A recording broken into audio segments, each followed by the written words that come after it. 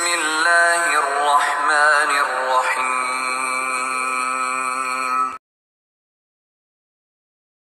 যাই হোক, যাকাতের মশলা ছিল আজ। যাকাত কাকে দেওয়া যায় বলেছিলাম গত শুক্রবারে যে যাকাতের পাত্র হচ্ছে গরিব লোক, গরিব। সেই গরিবের মধ্যে সে আলিমও হবার পারে, সাধারণ লোকও হবার পারে, মাদ্রাসাওয়ালাও হবার পারে, অন্য লোকও হবার পারে। গরিব ব্যতীত দ্বিতীয় জায়গায় যাকাত চলে না, কোনো জায়গায় চলে না। মাদ্রাসা, মসজিদ, মক্তব, সমাজের কাজ, দুনিয়ার পুরো কাজে আর যাকাত চলে না, একমাত্র গরিবের জন্য যাকাত। বলেছিলাম যে গরিবকে যদি দেওয়া হয় তাহলে আমাদের মাদ্রাসাগুলো কিভাবে চলবে। আমি বলেছিলাম যে মাদ্রাসাগুলোর জন্য নিজের হালাল টাকা দিতে হবে, ফরজ এইটা। তোমার স্ত্রীকে দিতে পারো, ছেলে মেয়েকে দিতে পারো, মাদ্রাসায় দিতে পারবে না। বলে না, আমাদের তো কুলায় না, কোনো রাস্তা বের করে দেন। বিপদ যখন কোনো কাজ অসম্ভব হয়ে যায়, সম্ভব থাকে না, বিপদ আসে, অগত্যা অসম্ভব, তখন ইসলামে হিলা করার অনুমতি দিয়েছে। এই অগত্যা অসম্ভবের মধ্যে উলামায়ে কেরাম বলেন একমাত্র মাদ্রাসা। মাদ্রাসার জন্য হিলা চলবে, বাদ বাকি অন্য কোনো অনুষ্ঠানের জন্য হিলা চলবে না, কোনো অনুষ্ঠানের জন্য চলবে না, একমাত্র মাদ্রাসার জন্য হিলা চলবে। আর হিলার কথা আমি বলেছিলাম যে মাদ্রাসায় আপনারা যাকাত দিবেন, দান বরঙ্গনি সদকাতে ওয়াজিবা মাদ্রাসায় দিবেন। আমরা মাদ্রাসাওয়ালাদের কাছে বলি যে আপনারা এই যাকাতের পয়সাটা সঠিকভাবে যাকাতের যেটা স্থান সেখানে আপনারা ব্যবহার করবেন, যাতে যাকাত দাতা ফেতরা দাতাদের ফেতরা যাকাত আদায় হয়ে যায়। আর আপনাদের কিছু কর্তব্য, আপনারাও যখন যাকাত দিবেন তখন বলবেন হুজুর, এটা আমি যাকাতের পয়সা দিচ্ছি, আমার যাকাতটা যেন আদায় হয়, সেইভাবে যাকাতের ফান্ডে এটা ব্যয় করবেন। এবার যাকাতের ফান্ডে কোথায় পাবে? যাকাতের ফান্ড মাদ্রাসাতে গরিব ছেলেরা থাকে, যদি এটা গরিব ছেলেদের খাদ্যের মধ্যে ব্যবহার করে, গরিবদের খাদ্যের মধ্যে যদি ব্যবহার করে তাহলে এটা যাকাত আদায় হয়ে যাবে। কিন্তু শর্ত, খানার মালিক বানাইতে হবে। খানার যদি ইবাহত, একটা হলো ইবাহত, একটা হলো তামলিক। ইবাহত বলা হয় যে আপনি খান, যেরকম দাওয়াতে যাই আমরা, ওই খানার মালিক আমি না, খাওয়ার মালিক খানার মালিক না। একটা তো খাওয়ার মালিক আর একটা খানার মালিক। খানার মালিক আমি না, খাওয়ার মালিক বানাইছে আমাকে, ভক্ষণের অধিকার দিয়েছে। খাও খাও, যতদূর খেতে পারো খাও, খাইয়া আপনি চলে গেলেন। খানার মালিক আপনাকে বানায় নাই, এটার দ্বারাই যাকাত আদায় হবে না। খানার মালিক বানাইতে হবে। খানার মালিক কিভাবে বানাবে? ছেলেরা নিজ নিজ পাত্রে খানা নিবে। যখন তার পাত্রে আপনি খানা তাকে দিয়ে দিলেন, তাকে অধিকার দিয়ে দিলেন, সে ইচ্ছা এখানে খাবে, ইচ্ছা নিজের রুমে খাবে, ইচ্ছা রেখে দিবে, ইচ্ছা অন্য সময় খাবে, ইচ্ছা কাউকে দিয়ে দিবে, ইচ্ছা সে বিক্রি করবে। পূর্ণ অধিকার তাকে দেওয়া হলো, এইবার যাকাত আদায় হবে। ওই জন্য যে সমস্ত মাদ্রাসায় ছেলেদেরকে বসাইয়া খাওয়ায়, বসাইয়া যারা খাওয়ায়, সব ছেলেদেরকে ডেকে এনে একই জায়গায় বসায় খাবার দেয়, তারা খানার মালিক বানায় না, ভক্ষণের মালিক বানায়। সেই জন্য সেই মাদ্রাসায় যাকাত আদায় হবে না। এটা তো হলো গরিবের উপরে খরচ করলে এই একটা। আর একটা হলো যে না, ডাইরেক্ট গরিবের উপর তো খরচ করতে পারি না আমরা, আমাদের মাদ্রাসায় অভাব, তাহলে তারা হিলা করবে। হিলা কিরকম? যে যাকাতের যোগ্য যারা তাদেরকে দিবে, কিন্তু ওই টাকা দিয়ে মাদ্রাসা প্রকারান্তরে উপকৃত হবে। কিভাবে প্রকারান্তরে হবে?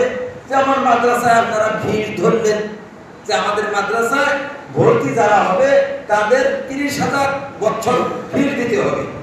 ভিড় যারা ধনী আছে তারা দিবে দুই একজনে, আর বাকি গরিব ছেলে যারা আছে তারা ফিস কোথায় থেকে দিবে? বলে কোথায় থেকে দিবে? গরিবের জন্য তো আল্লাহ ব্যবস্থা করেছেন, আল্লাহ তো ব্যবস্থা দিয়েছেন গরিবকে। কি ব্যবস্থা? যে গরিবের ফান্ড আছে, যাকাত ফান্ড, তোমরা যাকাত ফান্ডে দরখাস্ত করো, ওখানে ইন্টারভিউ দাও, ইন্টারভিউ দিয়ে যদি পাস করতে পারে সেখানে থেকে এই ফান্ডের যারা মালিক তারা এখান থেকে গরিব ছাত্রদেরকে ওখান থেকে টাকা বিতরণ করবে। এই গরিব ছাত্ররা ফান্ডের থেকে টাকা নেবে আর মাদ্রাসায় ভর্তি হবে।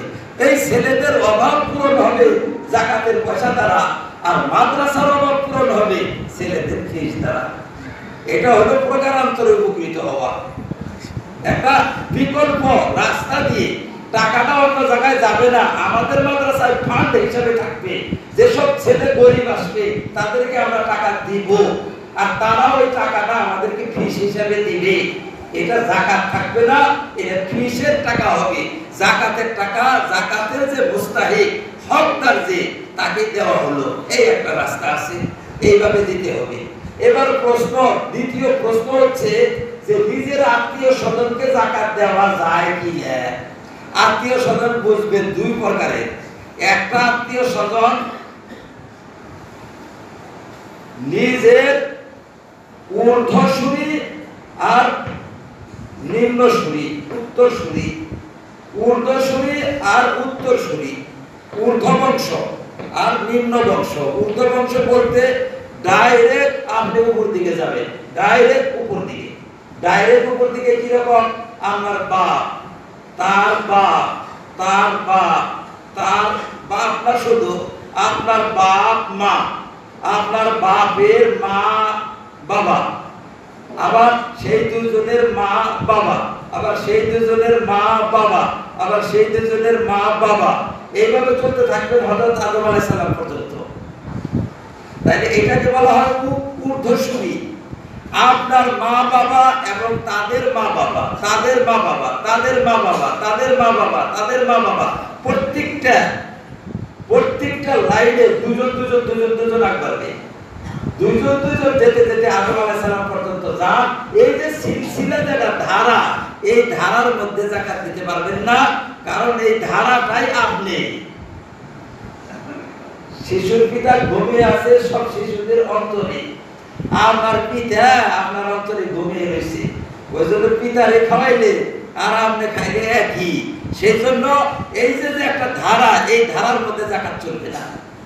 আর একটা নিম্নসূরি, নিম্নসূরি বলা হয় আপনার ছেলে মেয়ে, সেই দুজনের ছেলে মেয়ে, আবার তাদের ছেলে মেয়ে, আবার তাদের ছেলে মেয়ে, আবার তাদের ছেলে মেয়ে, কিয়ামত পর্যন্ত যত সন্তান সন্ততি জন্ম নেবে তাদেরকে যাকাত দেওয়া চলবে না।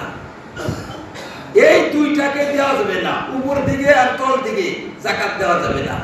উপর দিকে দেওয়া যাবে না, তল দিকে দেওয়া যাবে না। আর একটা নিজের স্বামী স্ত্রী একে অপরকে যাকাত দিতে পারে না। এই তিনটা বাদে, এই তিনটা বাদে যত আপনার আত্মীয় স্বজন আছে সমস্ত আত্মীয় স্বজনকে যাকাতের পয়সা দিতে পারবেন। কি আত্মীয় তারা? যেরকম আপনার ভাই বোন, উপরে যান কাকা মামা খালা ফুফু, তার উপরে যান দাদার ভাই দাদার বোন, তার উপরে যান তাদের ভাই বোন, তার উপরে যান তাদের ভাই বোন, তার উপরে যান তাদের ভাই বোন, তাদের বাস্তা বাস্তি, এই যে শাখা প্রশাখা যত বের হবে সবকে দেওয়া যাবে। শুধুমাত্র মাঝের যেটা শিফা, এই শিফার মধ্যে যাকাত চলবে না। যেমন আপনার মার বাবাকে দিতে পারেন না, মা বাবার যত সন্তান আছে, মা বাবার সন্তান আপনাকে বাদ দিয়ে মা বাবার সন্তানকে দিতে পারবেন। তারা শাখা প্রশাখার মধ্যে পড়লো। যেরকম ভাইকে দিতে পারবেন, বোনকে দিতে পারবেন, চাচাকে দিতে পারবেন, খালাকে দিতে পারবেন, খালুকে দিতে পারবেন, ফুফুকে দিতে পারবেন, তাদের সন্তানকে দিতে পারবেন, তাদের সন্তানকে দিতে পারবেন, এটা সব চলে। তাহলে তো বুঝে আসলো যে সবাইকে দেওয়া যাবে। শ্বশুরকে দিতে পারবেন, শাশুড়িকে দিতে পারবেন, জামাইকে দেওয়া যাবে না, জামাইকে দিতে পারবেন, পুত্রবধূকে দিতে পারবেন না, বলে হ্যাঁ পুত্রবধূকেও দিতে পারবেন। ছেলেকে দিতে পারবেন না, ছেলের স্ত্রীকে দিতে পারবেন। মেয়েকে দিতে পারবেন না, মেয়ের জামাতাকে দিতে পারবেন। মেয়ের স্বামীকে দিতে পারবেন, মেয়েকে দিতে পারবেন না। তাহলে দেখা গেল কি যে এই একটা সূত্র, যেটা এই একটা সূত্র আর স্বামী স্ত্রী একে অপরকে বাদ দিয়ে যে কোনো আত্মীয়কে যাকাত দিতে পারবেন। এবার আপনি বলবেন আমার ছেলের স্ত্রীকে পুত্রবধূকে যদি দেয় তাহলে তো ছেলে সংকট মারবে, ওখান থেকে যাকাত আদায় হবে। বলে সেটার দায় দায়িত্ব আমার হাতে না। টাকাতে নিবে না কে নিবে, কে খাবে, কে খরচ করবে, সেটা আপনার কোনো দেখবার প্রয়োজন নেই। আপনি দিবেন খোলার বউ, ছেলের স্ত্রীকে দিবেন, সেটা ছেলের স্ত্রী যেখানে ইচ্ছে সেখানে ব্যবহার করতে পারবে, কিন্তু ছেলেকে দিতে পারবেন না। মালিকানা যেটা বানাবে, ছেলের স্ত্রীকে মালিকানা বানাবেন, মালিক বানাবেন, মালিকানা দান করবেন তাকে। ঠিক তদ্রুপ আপনার মেয়েকে আপনি যাকাত দিতে পারবেন না, কারণ আপনার অংশ যাকাত চলবে না। কিন্তু মেয়ের জামাই যে তাকে দিতে পারবেন, মেয়ের জামাইকে এই টাকার মালিকানা দিতে পারবেন, তাকে চলবে। এটা বলেন যে আমার জামাইকে দিলে তো আমার মেয়ে খাবে, খায় খায়, তাতে আপনার আসে যায় কি? কোনো কিছু আসে যায় না, কারণ জামাইয়ের উপরে স্ত্রীর ভরণ পোষণ খরচ। এবার স্বামী কামাই করবে, যেখানে থেকে কামাই করো, স্বামী কামাই করার পরে স্ত্রী সেটা প্রাপক হয়, সেটা পাওনা হয় স্ত্রী। এবার আপনি যখন জামাইকে যাকাতের টাকা দিলেন, এই টাকাটা জামাই হয়ে গেল, এটা জামাই উপার্জিত পয়সা, যে কোনো প্রকারে হোক, দামের জড়িয়ে হোক, যে কোনো প্রকারে জামাইয়ের পয়সা হলো। এই জামাইয়ের পয়সা বউ খেতে পারবে, যাকাতের পয়সা বউ খায় নাই, যাকাতের পয়সা আপনার মেয়ে খায় নাই, তারপরে আপনার ছেলে আপনার যাকাতের পয়সা খায় নাই, আপনার ছেলে তার স্ত্রীর কাছে দিয়ে পয়সা দিচ্ছে, তার হিসাবে নে জোর করে দেখ, আপনার তার নিজের স্ত্রীর কাছে থেকে পয়সা দিচ্ছে, যাকাতের পয়সাও খায় নাই। ওই জন্য ভুল বুঝবেন না যে আমার যাকাতের পয়সা তো আমার ছেলে খাইলো, খায় নাই, এ তার স্ত্রীর পয়সা খাইছে। ওইরকম আপনার মেয়ে যাকাতের পয়সা খায় নাই, তার স্বামীর পয়সা খাইছে। ঠিক তদ্রুপ হস্তান্তর হওয়ার পর বস্তু পরিবর্তন হয়ে যায়। হস্তান্তর হয় কিরকম? আমার যাকাতের পয়সা আমি গরিবকে দিলাম, গরিব আমাকে দাওয়াত করলো, আমার জন্য হালাল। আমি গরিবকে দিলাম, গরিব আমাকে চা খিলাইলো, আমার জন্য হালাল। আমি গরিবকে দিলাম, গরিব আমার দোকানে থেকে কাপড় কিনলো, আমার জন্য হালাল। হস্তান্তর হওয়ার সাথে সাথে বিধান পরিবর্তন হয়ে যায়। যদিও বস্তু ওইটাই থাকে, বিধানে ওইটা থাকে না, বিধানের দিক দিয়ে বস্তুটা পরিবর্তন হয়ে যায় অন্য বস্তু। আপনি যাকে 3 তালাক দিছেন, আপনার 3 তালাক দেওয়া স্ত্রীকে আপনি বিবাহ করতে পারবেন না, কিন্তু অন্য জনে পারবেন, অন্য জনে পারবেন। অন্য জনে বিবাহ করার পর যদি সে আবার তালাক দেয়, এখন তো আর আপনার তালাক দেওয়া স্ত্রী রইল না, এটা অন্য জনের তালাক দেওয়া স্ত্রী হইল, এবার আপনি নিতে পারবেন। হস্তান্তর হওয়ার সাথে সাথে হালাল হয়ে যায়। হস্তান্তর হয়েছে, ডিলেট হয়ে গেছে। যাকাত যখন ফকিরকে দিলেন, যাকাত ডিলেট হয়ে যায়, ফকিরের পয়সা। ফকির যখন দোকানে থেকে মাল নিল, ফকিরের মালিকানা ডিলেট হয়ে গেল, এবার দোকানদার মালিক। এইভাবে আপনার স্ত্রী যতদিন আপনি তালাক দিচ্ছেন, অন্য জায়গায় বিয়া হয় নাই, ততদিন তালাক ডিলেট হবে না, তালাক থাকবেই। যখন অন্যের সংসার করবে বিয়া হয়ে, তখন আপনার তালাক ডিলেট হয়ে যাবে। আপনার তালাক যখন ডিলেট হবে, ডিলেট হইতে আপনি নিতে পারবেন। এবার তালাক ডিলেট করার রাস্তার দ্বিতীয় নেই, একটাই রাস্তা, অন্য জায়গায় বিয়া হওয়া, তাছাড়া তালাক ডিলেট হবে না, দুনিয়ার কেউ মেনে নেবে না। এই মেয়েটার মরণকালে যদি জিজ্ঞাসা করে যে কার স্ত্রী, বলে জানো না এটা কার স্ত্রী, এটা তো অমক ইমাম সাহেবের স্ত্রী ছিল, উনি আজ থেকে 22 বছর আগে তালাক দিয়ে রাখছি, এই কথাই বলবে।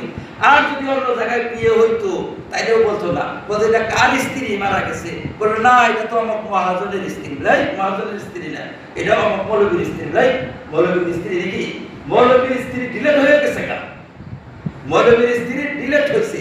বাসারা তো ডিলেট বলে না, আমাদের গাঁও গ্রামের মানুষ, আমাদের গাঁও গ্রামের মানুষ বলে না না না, এটা আগে তোই মৌলবীর ছিল, কিন্তু মৌলবী তালাক দেওয়ার পরে, ইমাম তালাক দেওয়ার পরে দেওয়ানি সাহেব দিয়েছিল, ওই তো দেওয়ানি সাহেবের স্ত্রী, মৌলবী সাহেবের লেখা যাবে না, লেখেন আপনি, আমি বলতেছি দেওয়ানি সাহেবের স্ত্রী মারা গেছে। এখন তাহলে দেখা গেল মৌলবী সাহেবের স্ত্রীত্ব ডিলেট হয়ে গেল দেওয়ানি সাহেবের স্ত্রীত্ব দ্বারা। ওই জন্য একের স্ত্রীত্বে অন্যের স্ত্রীত্বকে ডিলেট করে দেয়, এইভাবে তালাক ডিলেট হয়ে যায়। অনেক মানুষের ভাবে যে এটা আবার কি, অন্য জায়গায় বিয়ে হওয়া লাগে কে, এটা আবার শরম দেয়, এটা বোধহয় লজ্জিত করে, এটা বোধহয় শাস্তি দেয়। আরে বাবা, শাস্তি না, লজ্জিত করে না, কোনো কিছুই করে না, তালাকটা ডিলেট করা লাগে, তালাকটা ডিলেট করা লাগে। তালাক ডিলেট না হলে তুমি নিবার পারবা না। ডিলিট করো। কিভাবে ডিলিট করবা? এছাড়া কোনো গত্যন্তর আছে ডিলিট করা? ডিলিট করবে মানবে কেউ? যদি ওরে বাইতুল কামলা দিবার দাও ডিলিট হবে তাতে? হজ করলেও ডিলিট হবে না, রোজা রাখলেও ডিলিট হবে না। ডিলিট হওয়ার রাস্তা একটাই। ওই জন্য হস্তান্তর হওয়ার সাথে সাথে বিধান পরিবর্তন হয়ে যায়। আপনার ছেলে স্ত্রীকে দিতে পারবেন, আপনার মেয়ের জামাইকেও যাকাত দিতে পারবেন, অসুবিধা নেই। এবার ধনী মানুষের ছেলেকে, ধনী মানুষের মাতা পিতাকে দেওয়া যায় কিনা? ধনী মানুষের মাতা পিতাকেও যাকাত দেওয়া যায়, ধনী মানুষের ছেলে আর মেয়েকেও দেওয়া যায়, কিন্তু ধনী মানুষটাকে দেওয়া যায় না। ধনী মানুষের স্ত্রীকে দেওয়া যায় কিনা? দেওয়া যায়, কিন্তু ধনী লোকটাকে দেওয়া যায় না। ধনী স্ত্রীর স্বামীকে দেওয়া যায় কিনা? দেওয়া যায়, কিন্তু ধনী স্ত্রীটাকে দেওয়া যায় না। যেমন একজন মানুষ গরিব, তার স্ত্রী ধনী, এই গরিবকে যাকাত দিতে পারবে। একজন মেয়ে অত্যন্ত গরিব, তার স্বামী ধনী, এই মেয়েকে যাকাত দিতে পারবে। একজন মানুষ ধনী কিন্তু তার ছেলে গরিব, ছেলেকে দিতে পারবে। একজন মানুষ ধনী কিন্তু তার বাপ গরিব, তাকে দিতে পারবে। কি জন্য? যে বাপের টাকা ছেলের না, আর ছেলের টাকা বাপের না। সেই জন্যই তো ভিনো খায়, ভিনো খায়। ইসলাম তো বলে আনতা ও মালুকা লিয়াবিকা, তুমি আর তোমার মাল সব তোমার বাপে। বাপের বললেও বাপে তো পারে না নেওয়ার ওখানে থেকে। বাপ তো কামলা দিয়া খাইতেছে। আমাদের দেশে আপনি দেখলে 80% মানুষ পাবেন যারা নিজের মাতা পিতার খবর নেয় না, বৃদ্ধ মাতা পিতার খবর নেয় না। তাহলে কিভাবে হইল সম্পদ? ইসলাম যদিও বলে, কিন্তু মাতা পিতার সম্পদ কোথায়? মাতা পিতা তো পরের বাড়িতে কাম করে খাইতেছে, পরের বাড়িতে কামলা দিয়ে খাইতেছে, অথচ ছেলে ভালো চলে। সেই জন্য এই ধনী মানুষের বাপও যদি গরিব হয়, অভাবগ্রস্ত হয়, তার যদি ভিক্ষা করা লাগে বা কামলা দেওয়া লাগে, মা যদি ভিক্ষা করা লাগে, তাদেরকে যাকাত দেওয়া যাবে, কোনো অসুবিধা নেই। এক কথায় একজনের জন্য অন্যজন যাকাত থেকে বঞ্চিত হবে না। কিন্তু নাবালেগ ছেলে মেয়েকে দেওয়া যাবে না। নাবালেগ ছেলে মেয়ে অর্থাৎ গরিবের নাবালেগ ছেলে মেয়েকে দিতে পারবে, ধনীর নাবালেগ ছেলে মেয়েকে দিতে পারবেন না, কারণ সে স্বয়ং সম্পূর্ণ মানুষ না। এবার এই গরিব ছোট ছোট ছেলে মেয়েরা, ধনী মানুষের ছোট ছোট ছেলে মেয়েরা, এরাও ধনী, বাপের জন্য এরা ধনী। যখন সাবালক হবে তখন ধনী থাকবে না। বালেক না হওয়া পর্যন্ত এরা বাপ থেকে পৃথক হবে না, সমাজেও মানবে না, ইসলামেও মানবে না। মানবে কেউ যদি বলে যে আমার ছেলেকে পৃথক করে দিলাম, কয় বছর ছেলের বয়স? 2.5 বছর, পৃথক করে দিছি, মানবে? আপনাকে অ্যারেস্ট করবে, যেখানে সেখানে পিটাবে। ছেলেকে পৃথক করছো, এখন ছেলে পৃথক করার সময় হয় নাই, ওই জন্য এখন ছেলে তোমারই প্রতিপালনে থাকবে, তোমারই ঘরে খাবে, তোমার খানাই তার খানা। এখন তাকে যাকাত দেওয়া যাবে না। ওই জন্য ছোট ছেলে মেয়ে, যখন ধনী মানুষের ছেলে মেয়ে, তাকে যাকাত দেওয়া যায় না। বাদ বাকি আপনার আত্মীয় স্বজনকে যাকাত দিতে পারবেন। এবার যাকাত যারা চায় তাদেরকে দিবেন, না যারা চায় না তাদেরকে দিবেন। চাইতে পারে কে? আমি বলেছিলাম, যার কাছে আজকাল খানা নাই, সন্ধ্যার খানা নাই, সে চাইতে পারে। আর যার সন্ধ্যার খানা আছে সে চাইতে পারে না। সন্ধ্যার খানা যার আছে সে চাইতে পারে না। দেওয়া তো যায় সবাইকে, কিন্তু চাইতে পারে না। আর যদি ঋণগ্রস্ত থাকে তাইলে চাইতে পারে। ঋণগ্রস্ত যদি হয় তাহলে চাইতে পারে। যেমন একজন মানুষের খানা তো আছে, কিন্তু ঋণ আদায় করার টাকা তার কাছে নেই, ঋণগ্রস্ত, কোনো ব্যবস্থা তার কাছে নেই, খুব কষ্ট পাইতেছে ঋণের জন্য, তাকে সে চাইতে পারে মানুষের কাছে। আর গরিবকে দেওয়া আর ঋণগ্রস্ত ব্যক্তিকে দেওয়া, দুইও জায়গায় যাকাত আদায় হবে, তবে ঋণগ্রস্ত ব্যক্তিকে দিলে বেশি সওয়াব হবে। এটা তো হলো ঋণ আর অঋণের কথা। আর আলিম আর অনালিমের মধ্যে আলিমকে দিলে বেশি সওয়াব হবে, তালিবে ইলমকে দিলে বেশি সওয়াব হবে, দ্বীনের কাজ যেখানে হয় সেখানে দিলে বেশি সওয়াব হবে। ওই জন্য এক তীরে দুই শিকার, এক তীরে দুই শিকার। আমাদের উপরে তো এমনিই ফরজ আলিমদের খবর দেওয়া, ইসলামে ফরজ করে দিয়েছে। তোমার সমাজে যদি আলিম আছে তার খবর দিতে হবে, তোমার খবর দেওয়া লাগবে, তার বাড়িতে নাস্তার ব্যবস্থা করলো কিনা, সেলের ব্যবস্থা করলো কিনা, তার কাপড় চোপড়ের ব্যবস্থা হলো কিনা। কারণ তোমার তো ধর্মের খবর সে নেয়। দেখেন তো নেয় কিনা। আপনি আগামীকালকে ঘোষণা দিবেন মাগরিবের নামাজে 2 রাকাত, দেখেন তো খবর নেয় কিনা। আপনি বলবেন যে কই খবর নেয়, আমাদের খবর তো নেয় না আলেমরা, আমাদের খবর নেয় না তো আলেমরা। একদিন পরীক্ষা করে দেখেন, আপনি এক জায়গায় দাঁড়িয়ে বলেন যে মাগরিবের নামাজ 3 রাকাত না 2 রাকাত, খবর নেয় কিনা দেখবেন আপনি। কিভাবে খবর নেওয়া শুরু করে? খবর নেয় না, অনবরত প্রহরা দেয় তারা। আপনার দ্বীন, আপনার ঈমান, আপনার ইসলাম এর প্রহরীরা আর অনবরত বেসের কাজ করে।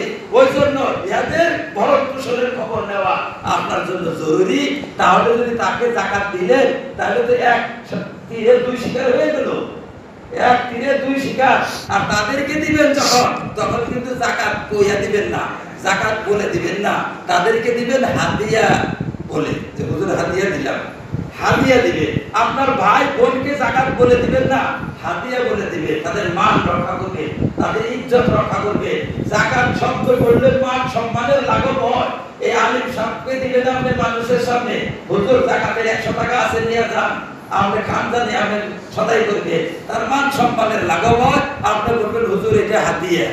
হাদিয়া যাকাত শব্দগত পার্থক্য আর কিছু না। হাদিয়া দিলে আপনার যাকাত হবে, দান করলেও যাকাত হবে, যাকাত বললেও যাকাত হবে, সদকা বললেও যাকাত হবে, কিন্তু নিয়ত যাকাতে থাকতে হবে, নিয়ত যাকাতে থাকতে হবে। যখন দিবেন তখন নিয়ত থাকতে হবে যাকাতে, যখন আপনি দিবেন তখন নিয়ত থাকতে হবে যাকাতে। দেওয়ার আগে যদি যাকাতের নিয়ত করেন হবে না, দেওয়ার পরে যদি যাকাতের নিয়ত করেন হবে না। একজনকে দিবেন আপনি, দেওয়ার পরে দেখেন যে সন্ধ্যা তো পয়সা দিবেন আমাকে, এতো বদমাস তো পয়সা দিবেন, আমরা যাকাত দিয়ে দিলাম, এটা হবে না। আপনি যাকাত দিবেন না, আপনি কি করছেন? যাকাতের নিয়তই করছেন আপনি, যাকাতের নিয়তে টাকা ঘরের ভিতরে রেখে দিয়েছে, 10,000 টাকা যাকাত দিব, কিন্তু এখনো দেন নাই। এই নিয়ত যথেষ্ট না, এখনো দেন নাই। ওই টাকা কি হয়ে গেল? ডাকাতে নিয়ে গেল, ওই টাকা জ্বলা গেল আগুনে, ওই টাকা চুরে দিয়ে গেল। না আমি তো যাকাত দিচ্ছি, চাহে গরিবের হাতে যাই বা না যায়, আমি তো 10,000 টাকা আলাদা রাখছিলাম, ওটা চুরে দিয়ে গেছে, তোমাকে যাকাতের পয়সা নিয়ে গেছিলাম। না না না, আমার কোনো নেই নাই। যাকাতের নিয়ত দেওয়ার সময় করতে হবে, আগে করলে হবে না, ওই নিয়ত হয় না। এইটা যাকাতের টাকা দিতে হবে, যাকাতের টাকা দেওয়ার সময় তখন নিয়ত করতে হবে। যখন আপনি দিলেন হাতে তখন যাকাতের নিয়তে দিলেন, বাস এটা যাকাত আদায় হবে। দিছিলেন অন্য নিয়তে, পরে বলবেন যাকাত, এটা হবে না। যাকাতের নিয়তে রাখছিলেন, টাকা অন্যজনে চুরি করে নিয়ে গেল, এখন আমাদের ওইটাই হবে না। দেওয়ার সময় নিয়ত থাকতে হবে। ওই জন্য অনেক ভাইরাই জিজ্ঞাসা করে যে হুজুর এক দোকানদারে আমার দোকানে থেকে একজনের পয়সা মাল নিছে, একজনের কাঠ নিছে, যাকাত ছেড়ে দেয়, এক চোরে নিছে আমার কাছ থেকে, ওটা যাকাত ছেড়ে দেয়। এক জায়গায় আমার গাড়ি গেছে, ঠকাইছে আমাকে, ওটা যাকাত ছেড়ে দেয়। এরকম অনেকে মশলা জিজ্ঞাসা করে।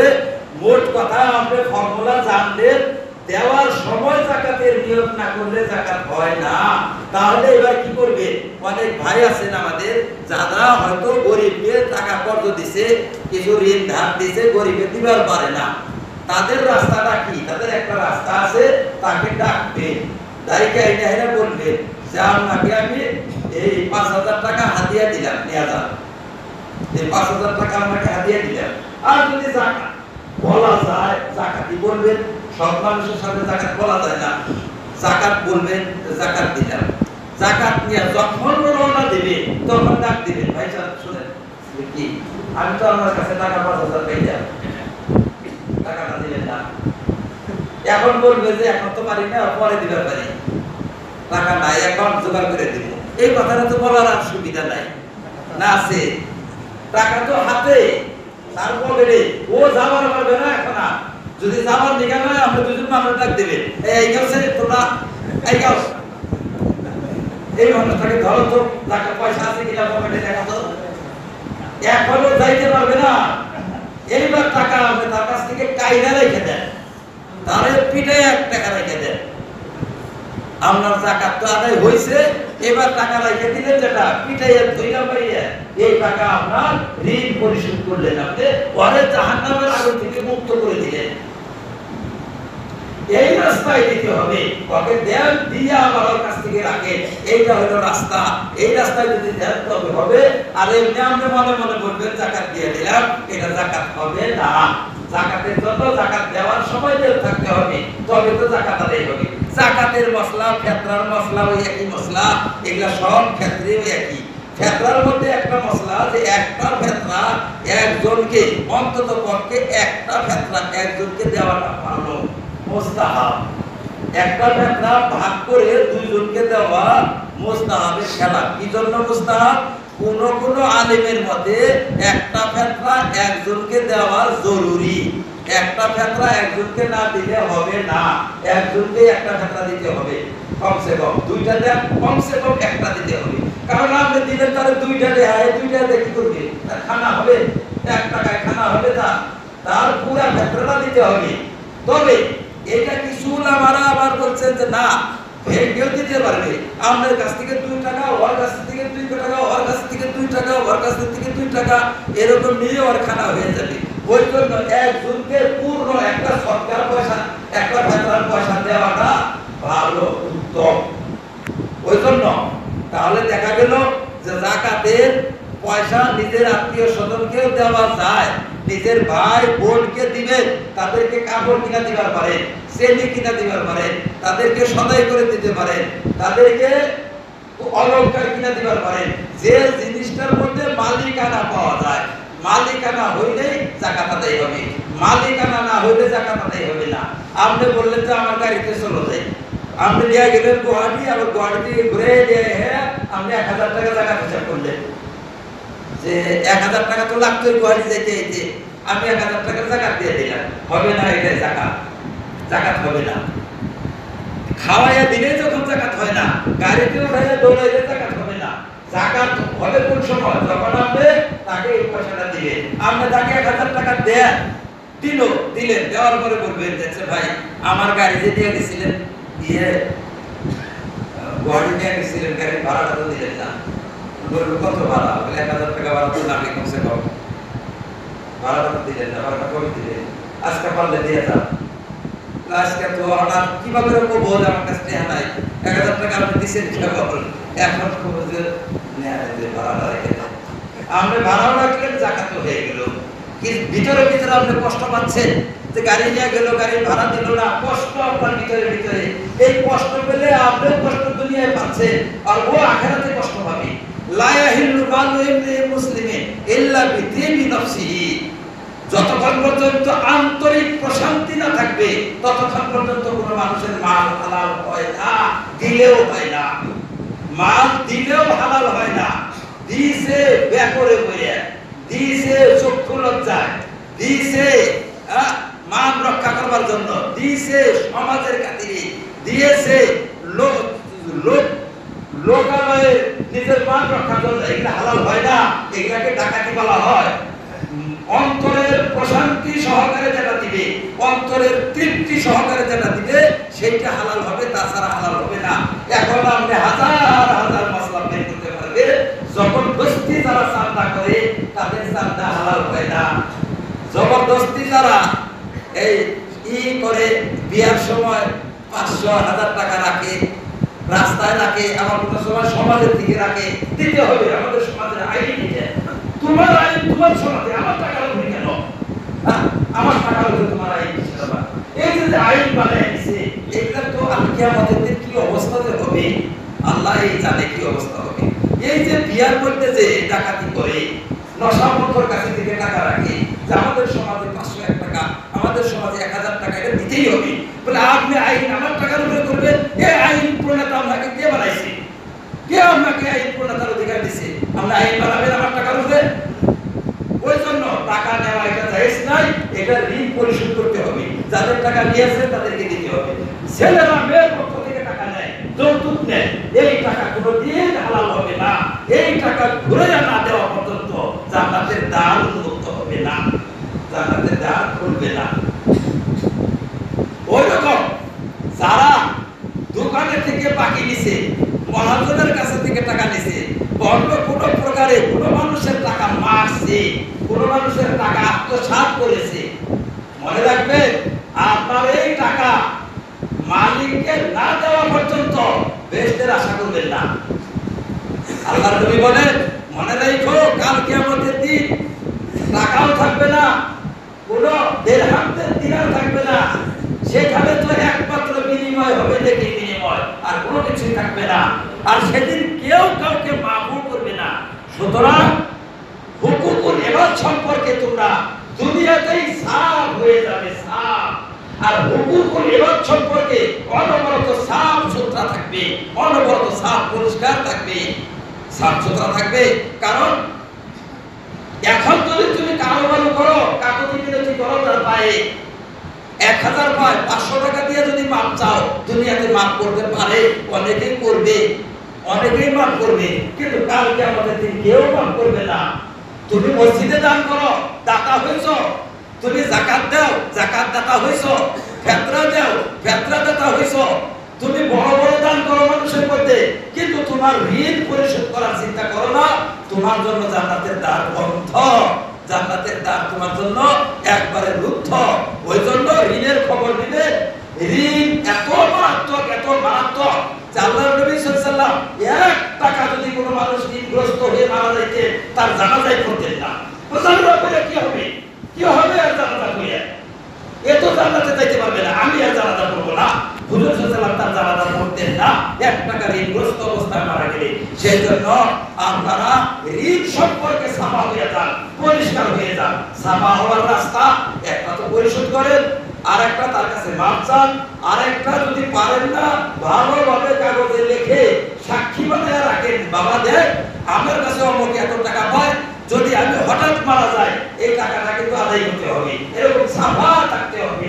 আপনি মারার পরে কেউ জানলো না আপনার কাছে লোকে টাকা পায়, আপনার কি অবস্থা হবে তখন, কি অবস্থা হবে? কবরে যাওয়ার পরেই তো আপনাকে হেল্প করবে, আপনাকে ধরবে। সেই জন্য ঋণ সম্পর্কে, হুকুকুল ইবাদ সম্পর্কে সতর্ক হবে। হুকুকুল ইবাদের মধ্যে যেন কোনো ধরনের ত্রুটি হয় না। আল্লাহর হুকুকের মধ্যে ত্রুটি হলে আল্লাহ রহমান রাহিম, দুনিয়ার মানুষ রহমান রাহিম না, না রহমান রাহিম না। যদি মানুষের মধ্যে রহমত আছে, মনে রাখবেন একটা রহমতকে 100 ভাগ করার পরে একটা ভাগকে সারা পৃথিবীতে ভাগ করে দেওয়া হয়েছে, সারা পৃথিবীর জীবজন্তুকে ভাগ করে দেওয়া হয়েছে, যার জন্য একে অপরকে ভালোবাসে, একে অপরকে মহব্বত করে, স্বামী স্ত্রী মহব্বত করে, মাতা পিতা মহব্বত করে, এক জন্তু তার ছেলেকে, এক কীট পতঙ্গ তার বাচ্চাকে মহব্বত করে, এই একটাকে ভাগ করে দেওয়ার জন্য। আর 100-র মধ্যে 100% রহমত খোদার দরবারে মওজুদ। আল্লাহ পাক এত দয়াশীল বান্দার জন্য, এত দয়াবান, সেই দয়াবানের কাছে মাফের আশা রাখতে পারে, কিন্তু মানুষের কাছে মাফের আশা রাখাটা একেবারে মূর্খামি হবে। মানুষ তো মাফ করবে না, এখনই মাফ করা, এখনই সাফা করা, যে কোনো প্রকারে মাফ দেন বা পরিশোধ করেন, বা তাকে কামড়া দেওয়া হোক, যে কোনো প্রকারে পরিশোধ করেন। কোন সময় মৃত্যু আসবে বুঝবার সুবিধা নাই। আর এটা মানবতা বিরোধী কর্ম, এটা তো আমাদের মুসলমানের মধ্যে খাসলত আছে। এইটা অনেকের ঋণ, অন্যের ঋণের জন্য চিন্তা করে না, কিন্তু অন্যান্য জাতি এরকম না। অন্যান্য জাতি অন্যের জন্য ঋণ নিয়ে তারা মরে না।